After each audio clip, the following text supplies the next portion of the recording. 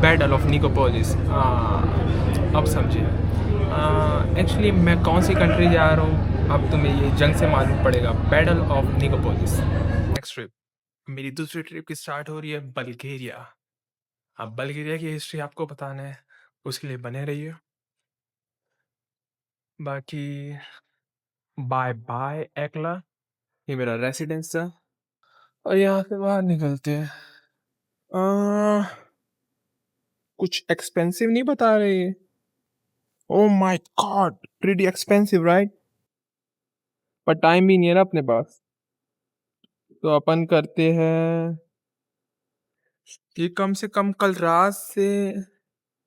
रात को थी 13 यूरोस और आज देख रहे हो 22 यूरोस, कुल मिला के 2400 इंडियन रुपीस। वाह। ऑप्शन नहीं है और खैर है। आ, आ, अच्छा हैरान नहीं होना मैं चश्मा क्यों पहनूं, मज़ा आ रही है। बाकी मैं बल्गेरिया का बता दूं इंशाल्लाह। Secret secret. बाकी देखते क्या सीन है। और बारिश हो रही है और bye bye to my residence. मैं यहाँ रहता था फ्रांस में, अब यहाँ पे मैं इंशाल्लाह वापस तो नहीं आऊँगा क्योंकि 4 महीने बाद आके मुझे एक सेपरेट रूम लेना है और सेपरेट रूम लेने के बाद ब्लॉगिंग सही से होगी, यूट्यूब वीडियोस सही से होगी, क्योंकि इधर मुझे एक पर्सनल स्पेस नहीं मिल रही थी क्योंकि मैं रहता था डॉर्मेट्री में। सुबह का 5 बज रहे हैं और हमारी फ्लाइट है 7:20 की बल्गेरिया की, तो इंशाल्लाह इंशाल्लाह अभी हो रहा है 5:23, तो हमारी फ्लाइट है 2 घंटे में। बॉर्डर तो नहीं है, इमिग्रेशन तो क्लियर करना नहीं है, तो बस बैग चेक कराना है, सिक्योरिटी से गुजरना है बस, और उतना ही काम था। और यहाँ से हाफ एन आवर दूर है एयरपोर्ट एयरपोर्ट। सो उसके बाद फिर इंशाल्लाह निकलते हैं। आ गई शायद, पिक अप इन 1 मिनट और आ गया I think so.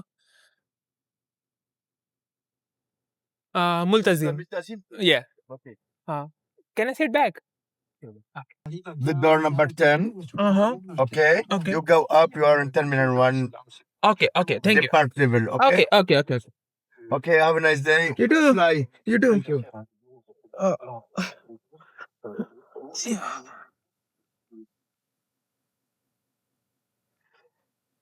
Thank you. Thank you. Bye. Bye. Bye.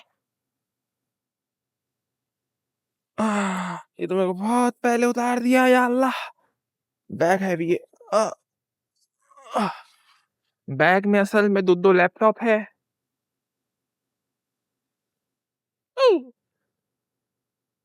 यहाँ से निकलना है, गेट 10 है और मुझे जाना है गेट 16 पे, तो आई थिंक सो मुझे यहाँ से ऊपर जाके ना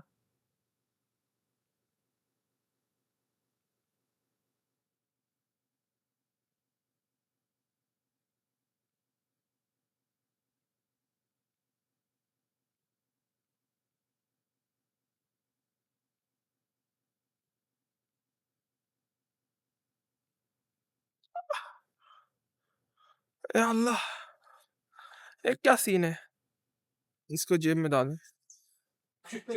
ओके, तो बल्गेरिया की फ्लाइट है 5:40 तक ही पहुंच गए फिलहाल। और यहाँ से आई थिंक सो हो जाए अराइवल्स, पर हमें डिपार्ट होने।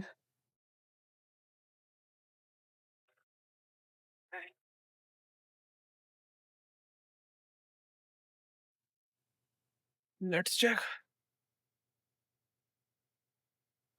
बल्गेरिया बल्गेरिया बल्गेरिया से आगे कहीं जाना है, वही के लिए खाली एक दिन ही बल्गेरिया में वैसे, उसके आगे का मैं बताता हूँ इंशाल्लाह। बल्गेरिया बल्गेरिया तो दिखा रही नहीं है, 7:20 का नहीं दिखा रहा, 7:40 से दिखा रहा हूँ। माय गॉड, कहाँ गई मेरी बल्गेरिया। चलते हैं, चेक इन तो कराना नहीं है कुछ बैग, 16 नंबर गेट, अभी सारे शॉप्स बंद है क्योंकि ओनली एयरपोर्ट खुलता ही 3 बजे। ये रहा 16 नंबर गेट। M14, ठीक है। 16 नंबर गेट यहाँ है। सारे शॉप्स बंद है, सारे शॉप्स बंद है क्योंकि अभी 6 भी नहीं बजे, लाइक 7 कह रहा हूँ। सारे शॉप्स खुलेंगे और फ्लाइट तो बहुत लंबी है। ओह माय गॉड, ये क्या सीन है, लंबा सीन हो गया। आ, अब क्या करूं, रुकना पड़ेगा। ये तो बच्चे बच्चे जा रहे। अच्छा खाली है पूरा।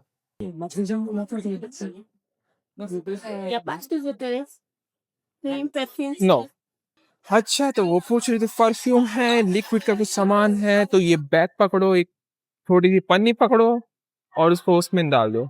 बाकी यहाँ पे मेरा डिटेल्स है, इसे स्कैन करना है और निकलते हैं इंशाल्लाह।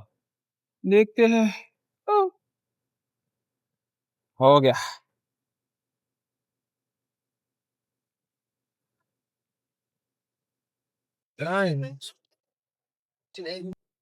ठीक है, अब मैं जा रहा हूँ बल्गेरिया, ये आपको मालूम पड़ेगा क्योंकि बैटल ऑफ निकोपोलिस एक ऐसी जंग थी ओटोमान की जिसके अंदर कम से कम ओटोमान ओटोमैन एक आर्मी था और उसके साथ एक सर्बिया का आर्मी था। तो चेंज ऑफ वॉइस, हाँ एक्चुअल वॉइस।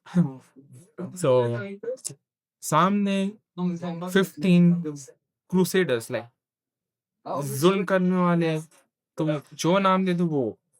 अब ये जंग हुई 1396 में, जिसके अंदर लीड रोल था जो ओटोमन का सुल्तान था, वो बैजिद वन। ये चीज नोट करना पड़ेगा। साथ में कारा खलील पाशा, एवरनोस्वे। अब ये चीज हमें रैप अप करने हैं। अब बल्गेरिया में ऐसी क्या चीज हुई, बल्गेरिया की हिस्ट्री क्या है, ये अब हम जानते हैं।